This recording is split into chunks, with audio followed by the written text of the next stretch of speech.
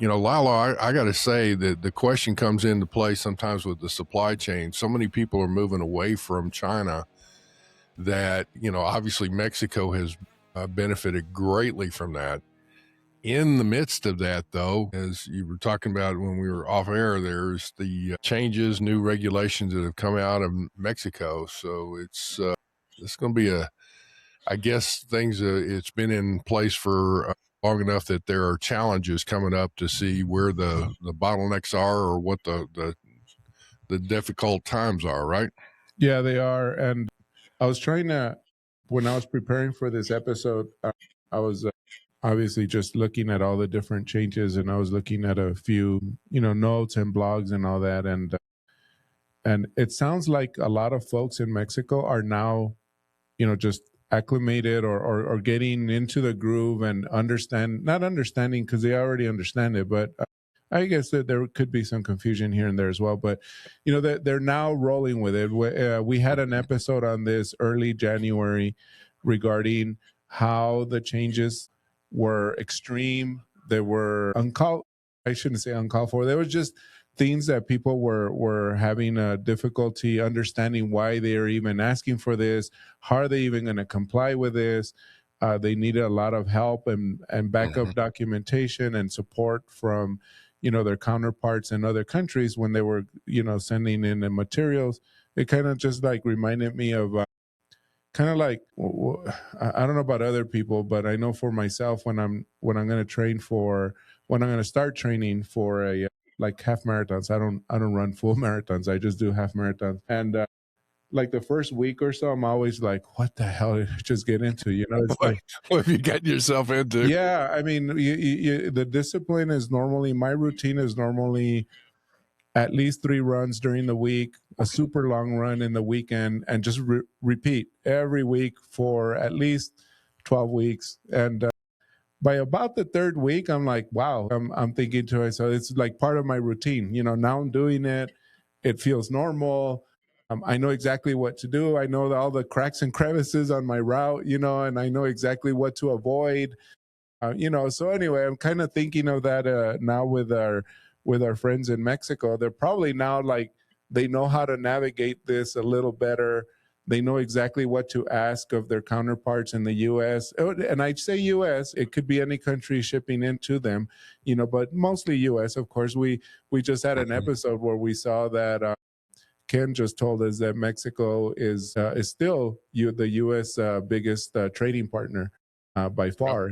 So most of the stuff comes in and out from U.S. and Mexico. So having said that, I reached out to someone who I saw at recently. I shouldn't say recently because it was actually in February at the trade conference with De Leon, that Cindy De Leon and her husband put on. Advanced Customs. Yeah, ATCC, Advanced Topics in Customs Compliance. And so I saw her. Her name is Miriam Name. And for folks that see her LinkedIn profile are going to say Miriam Name, but that's literally the way, that's phonetically how you pronounce it here in the U.S., but her name is Miriam Name. And she is she's a partner at Cacheaux, Cavazos Newton, also known as CCN. And you'll probably see a lot of their emails, blogs, and stuff like that they push out. I made the comment just before we hit the record button here is that it seems like things have kind of flipped where the U.S. has been in the past demanding so much more information on imports before it arrives and what's going on. And so now Mexico's regulations is flipped it around. So there's a lot of information that the Mexican government is asking for. Well, obviously importers are needing that, which they in turn pass on to not only the buyers, but to the carriers and everybody else. So this is going to be interesting to get into this. So Miriam, just thank you so much for joining our show. Thank you. It's a pleasure to be here and listening to Lalo's analogy of running a half marathon. The way we feel now in Mexico with the reforms is like running that half marathon, but they start putting on weights on you, and you don't even know where you're going. It's like they're just telling you, oh, go right, left, Now go right. Now go left. Now it's going to become a full marathon and you're still running. So that's the way I see these reforms in Mexico. I can imagine for Mexican importers and businesses, it's got to be extremely frustrating. And yet at the same time, business and trade isn't stopping, is it? It's continuing on, and Mexico's manufacturing is just surging. Well, you still have to have the raw goods that are coming in and all that. So for your supply chain, it has to come in, it has to move, it has to go through. So I just, there's no telling. It's like, after work, you go to somewhere to get yourself a beer, a cup of coffee, something, and I bet you the conversation is, I'm going crazy. Have you figured this out or not? Well, the point is that we forget that, for example, plants like Toyota and many other automotive plants here in the border, they have to cross their goods, like their products, 6-7 times a day, back and forth, because we're integrated, we're neighbors, we're integrated in the logistics. And when you have these reforms, it basically draws the real border again. And it puts a wall in there. And you're wondering, how can I comply now with this? And it doesn't help either the U.S. side, because what the U.S. side is saying, I'm not going to have my consolidated warehousing here anymore. Because if I need to comply with all of these twice or 3 times, I better ship directly to Mexico, find another way, or a bonded warehouse in the U.S. to do that, right? We started the episode by saying, that now Mexican companies or Mexican brokers and importers into Mexico are now asking their U.S. counterparts for a little bit more information than that they've been used to. And then, Miriam, you alluded, or you talked about the fact that materials back in the day, I say that, and only because I remember when I was selling software on the border, and I used to experience it. I mean, there's this cross-docking and everything was just like very fast and furious. And you're right, they products used to go back and forth. Like it was a symbiotic relationship, the U.S. and Mexican plants in the border operated as, as one location without that. I shouldn't say they didn't recognize that border, but that border was not as big of a barrier, like you said, as it is now. So what are exactly have companies now in Mexico acclimated themselves or have found themselves, okay, now I know what I need to do. And they what is it exactly that they're now asking the U.S. companies, where now the U.S. companies need to realize, I need to support my Mexican counterparts. How do I support them? What do I give them? That kind of information. I guess that we can start there, because back then, when we first talked about it in January, we didn't even know. We were like, okay, I think they're going to need this. I think they're going to need that. It sounds like this is what they need, that kind of stuff. You know what I'm saying? Yes. And I'll tell you from the exporter's perspective, right? Because a lot of times, of course, from the Mexican importer's perspective, it's way different. And many of my clients are already working on that with their customs brokers, etc. But the desperate calls and frustrating calls that I receive are from the U.S. exporters that are saying, why are they asking for this now? And they're telling me, I don't want to give it to them. Why should I give it to them? I don't want to. And there's that rejection to change that we all have. Personally, right? We don't like change. Why can't we do the things the way we did it? If it worked, fine. So the calls I've been receiving are in this sense, and I have to explain, there's a legal reform in Mexico on the customs law. Okay. How does it affect you as an exporter? It requires, for example, to be able to support the valuation of the products that you're sending into Mexico. And even if it's a maquiladora, even if it's on temporary importation under a maquila, you need support for that valuation. And not only that, they're asking for more documents. For example, they're asking now for a purchase agreement. And we can all argue, well, we've been doing the purchase order and we have our terms and conditions. That's a purchase agreement, if they all agree. Yes, I mean, from a legal perspective, it is an agreement. But what the authorities now are requesting is a formal contract that the exporter signs with the importer of the products. And I'm not going to even go through the part where the authorities have expressed several times during meetings that they want wet ink documents, because that's another absurdity that it's hard for me to even explain to my clients, right? Mm-hmm. But you need that contract. And they're saying, well, I don't want the buyer to impose a contract on me because my purchase orders have my terms and conditions. And not only that, they're asking for a contract every time they import. And yes, that's the law. That's the reform. They want to have traceability. They want to have support. And that's where we have to be creative with the way to comply so that you can continue somehow complying with your own terms and conditions and not changing everything. Because unfortunately, this gives also the opportunity for a lot of companies to renegotiate the agreements. That's when you open the door, a door that nobody wants to open. Let me ask this question. So Mexican Customs are asking for copies of that actual purchase agreement. So they want to see the contract between the buyer and seller. A purchase order to them apparently is not sufficient. Is that what you're saying? Exactly. And they want the importers to submit that in what we all know, and you have all previously reported on the electronic manifestation of value, right? And so the importer has to submit that to the system of the tax authority. So in the scope of this, what would be the intent behind this before we start trying to pick it apart? Because I can say, obviously in the midst of that, that's going way beyond, that has nothing to do with security. That has more to do with accuracy of declaration, backup of what information that you're supplying the parties to the transaction, and like you said, the value on that.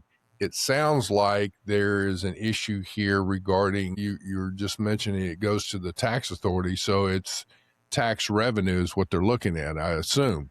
But is that what the intent is that to validate the declarations, I guess, or back it up and so that the accurate tax can be assessed? Yes, and it's of course it's excess regulatory provisions, and I understand it's being discussed right now at the USMCA level for renegotiation. They're bringing this up to the table of negotiation because it's an obstacle, like you mentioned, to the importation. But basically what they want to do is that now they want to be able to audit properly tax and customs, and find any inconsistencies. Because what they want that agreement to contain is, for example, the Incoterms, payment terms. Why do they care, right? They want to verify now payment. So they want payment terms. They want all the conditions on the value, of course, how it's determined, what's the value, the products, qualifications. So what I can see is that they know companies don't discuss this internally on their finance and their customs, and they want to find any inconsistencies. So if the finance is reporting an invoice of certain value on the product and customs is reporting another, they will easily now find it. What about the Incoterms? It is very important for your audience to understand and to know that in Mexico, you have the customs value, and then you have it's called incrementals. And incrementals they're not like the US additions, but they're added to the import value. For example, insurance, when insurance is paid Right. by the importer, when the transportation up to the border of Mexico, not internal, up to the border is paid by the importer. So those have to be added. If you have an Incoterm that is inconsistent with that, it's very easy that they determine that you're in breach of the law, and it should be a penalty, like administrative penalty, because of the inconsistency, but it ends up being a material penalty for the companies And I always tell my clients, I do tax and customs in the firm. I work on both. I said, taxes, the penalties can be very high, of course, the tax assessments, but the customs assessments can be 300% the value of your product. 300% is Miriam, impossible. let me ask this: is that so? The obviously the incentive for such a penalty is make sure that your information's accurate, that you're crossing the T's and dotting the I's, as we would say, to ensure that one, you've got accurate information, and two, that your information is synchronized from your purchase order to your bill of lading to your commercial invoice to whatever other, your obviously the purchase agreement and contract and all that. Before we get too much into, because I want to get in, it's like, all right, it's the regulations are there and all that. I do have one question for you in this, but we will want to get into is like, okay, so what do we deal with this? But for right at the moment, it sounds like there's been, anytime you have such a pendulum effect on regulations that are changed, it doesn't matter if it's the US, it's Mexico, it's any other country out there. When there is such a sweeping change into this kind of situation, there's something that's driving that. What do you think from your perspective has been driving that? Is it just that people are, like you just said, there's a disconnect between what the finance and accounting side of a business is reporting to the government versus what has been declared to import and customs? Well, this is only my opinion, okay? Mm-hmm. Doesn't reflect the opinion of my firm or of you, of course. I think it's just revenue. They want to be able to tax and to find flaws that can bring them more revenue. Okay. That's fair enough. So how do you deal with all this? What's your suggestion? Again, the frustrations out there, people are trying to get it. What would be the main message for even U.S. companies selling to Mexico or anybody else out there that's selling to Mexico and shipping their goods to Mexico? Right. First of all, I always say, well, we have to comply with the law, right? So let's comply with the law and let's find a way that you don't disrupt your own way of working. For example, one way I have found is I propose to people, if you need that contract and you have supply, constant supply, sign a master purchase agreement in which I draft it with the minimum requirements. And then I basically say that any purchase order or any way you work, invoices, etc., will prevail. And that the terms of that purchase order and the terms and conditions will prevail. So that we just have a shell, let's say, of a contract with which we comply with that requirement. And there it is. The other compliance that I've always told my clients is look for consistency. That's the key word. I cannot stress that enough. If anybody lives with some kind of idea, it's consistency. Why? You want to look that the Incoterm in your purchase order or in your invoice and in the pedimento and if in the contract, if it's defined there, is the same. It's the same. Those are the easiest mistakes to find in a company, and that's where they get you, on the easiest ones. For example, also payment. You have to prove payment nowadays. And they tell me, well, sometimes it takes me 90 days. Well, put that in there. Give yourself a lay time, 180 days. If you're related parties and you can add that, do that. Because otherwise, they will not refund your value-added tax in Mexico when you import. And the importer is going to blame it to the exporter, the U.S. company. Mm-hmm. Miriam, so I see, I want to spend a little bit of time on USMCA because we are technically about a month and a week before a new USMCA or reform to it or changes or anything are due. Although I think they're going to push it out, of course, just they're going to say, we're not ready. And I see that banner and behind you, I guess you won a pageant or something. They call you Miss USMCA. So it sounds like it sounds like you know a lot about USMCA.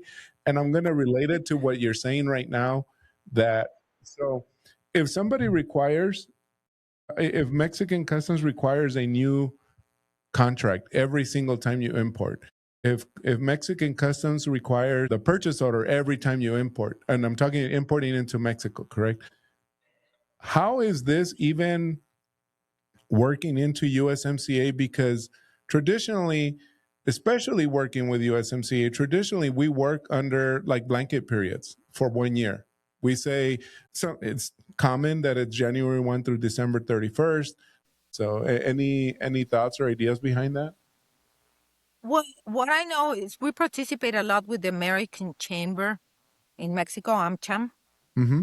And through AmCham, U.S. companies who have subsidiaries in Mexico have been able to participate and provide their opinions on what's going on with these new rules in Mexico that are making it more difficult, of course, and it's kind of an obstacle to trade. And in a way, maybe violating the USMCA, right? Supposedly, it should be less administrative procedures, make it easier, facilitate, and this is not facilitating at all. Because you don't only have the value declaration, you also have to keep value filings, processes. It's like, I don't know what else they're going to invent regarding that, right? What I've seen companies, however, is since the executive orders have been issued in the US, there have been, maybe before they were not applying the USMCA because they were not concerned on the certification of origin, but now they are.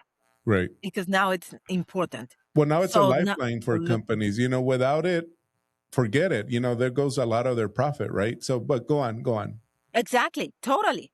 That goes a lot of the profit. And not only that, Mexico have been issuing several reforms to the import, what we call the LIGI, the import duties law, basically.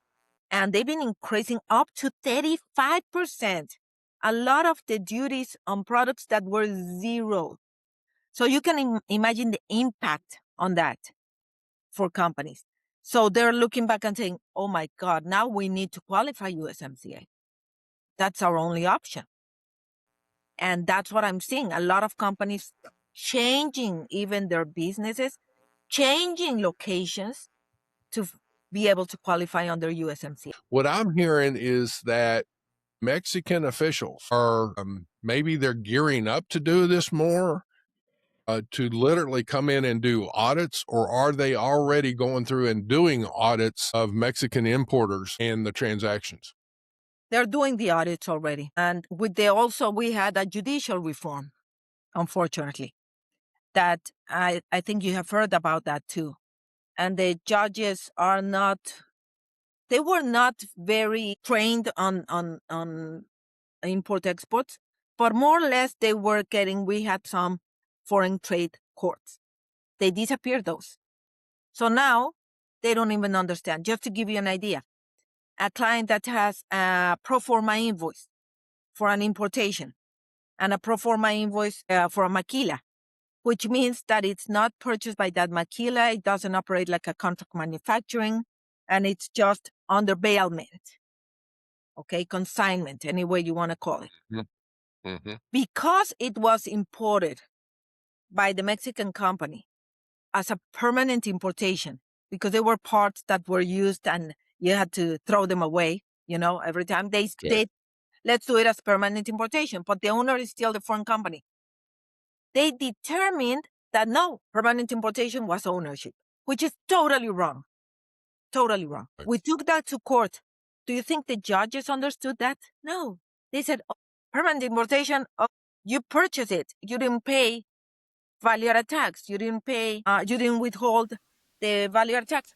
I mean, how can you explain to them those very detailed things that only working in the field you get to understand that a pro forma invoice doesn't mean that it's sold. Could be sent under bailment, especially in a maquila, even if it's permanent importation. So all of these judicial reform, customs reform, the tax reform, the getting more revenue is not helping much. So you have to be, what I always say is like, it's not a commercial, but get good advice. If you get good advice in the beginning, if you get good training, like the trainings you give, what happens? Now you know what to ask. Now you know what to do internally. You don't need to have the attorneys all day long by your side. If you do things well since the beginning, if you train yourself, if you get to listen to this podcast, if you get to understand what's going on in the world, and then when they come to you and they say, well, now we need to provide support for this value, you said, yeah, I've heard about that reform. Let's work with that. To your point, I guess that's one of the things too, is when we're talking about getting some advice, whether it be a company shipping to Mexico or a Mexican importer, of course, has to have some information. So as a supplier to Mexican companies is, here's my product, here's what I've got. And so draw out a scenario. It may be a simple transaction, but to say, I'm sending this down as a component, but I have contracted with a manufacturer, maquiladora, to assemble something or manufacture something, and it's going to be coming back. So if that were the scenario, I would say, draft up that scenario of what you're doing, what you're trying to accomplish. And literally fill out a bill of lading, fill out whether it's by truck, by air, by, maybe even ocean across the Gulf or whatever, however you're doing it. And then here's my commercial invoice and everything, and submit it to a firm like yours or somebody to say, is this right? Or am I causing the importer even more problems, or I'm causing more problems? Is that the type of question to ask, rather than say, hey, give me advice? It's such a open thing. It's like, here's a specific scenario, and here's my paperwork. Take a look at this and tell me, what do I need to change, or what clauses I need to put on it? Is that a good approach to you? Yes, definitely. And sometimes samples can give you a great picture of what's going on in the company. And many times I do the audit through sample, and I ask them, send me your contract, send me samples, 10 samples of temporary importations, 10 samples of permanent importation. Send me your USMCA or your one certificates of origin. I want to see them. And just by that, if 20% is, I have already been confirmed by a lot of the clients that 20% of the whole company's documentation is wrong. So it's pretty accurate to work with sampling. But as you say, send me the documents. Many times they send me the document, I read it and I say, this is excellent. I don't have anything to add. Good job. Keep doing it. I will say, and Lalo, this is paramount. Miriam, I would think that for people, especially doing business with Mexico today, whether it's import or export, because I'm sure there's challenges even on the export side, but out of all of that, it would be essential for a company to have someone that is proficient or has learned what they need to become almost an expert, if you will, or very knowledgeable on the regulations, on the information and the data that's needed. And that's going to take training. You got to start with the basics and build up from there. Hence, Lalo, your company has so many good training programs for that. But even with that, is then taken it a step further, is like they should be able to, that proficiency person should be able to put things together and be able to present to you as an attorney or a firm and make it easier for you to be able to assess it, where you can look at that and turn around quickly, right? Exactly. And I tell a lot of my clients, like I got a call from somebody that they wanted to import hand carry something. And when I analyzed it, I said, no, that's not a sample and that's not hand carried, and forget about it. I said, well, they were like, how can I tell that to my clients? I said, well, at least they avoided jail. And they said, that's not a good response. I said, it is for the person carrying the luggage. It is. I mean, it's just before you do things, you have to have the training, but you also have to know what you're doing, your ad hoc company policies. Understand the company you work for. Understand what are the procedures, the policies, and then do it. Because another thing that I've seen, Andy, is that in the US, I understand that the company may, for example, classify the items and the products. And in Mexico, it's not. In Mexico, it is the customs broker. So many times they tell me, well, I classified it. Here's my list, Miriam, and just look for how much we need to pay or NOMS compliance, etc. I'm like, okay, have you run this through the Mexican broker? No, we classified it. This is the classification. I'm like, I'm sorry to say, first of all, it's the US classification.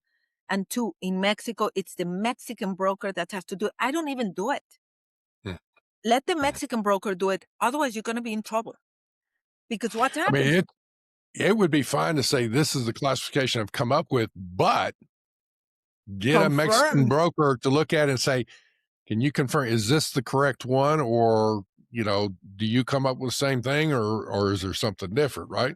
Exactly. And the Mexican broker is liable, also jointly liable of the importation procedures too. And Miriam, this is more geared towards the exporters, but what do you hope or wish that they take out of this? What last words, I guess, do you want to leave them with to kind of help them navigate this a little better? Yes, what I advise, and they don't need to hire me or anybody else, okay? What I want to leave to them is something valuable, actionable, and valuable. And it is, don't rely on doing the things the way they've always been done.